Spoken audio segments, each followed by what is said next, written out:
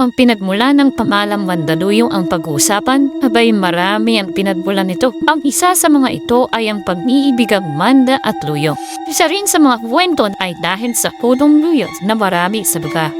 Isa pa sa mga kwento, ang salitang Mandaluyong daw ay nandidescribe sa itsura ng lupain ng lugar na katulad ng malalaking alon.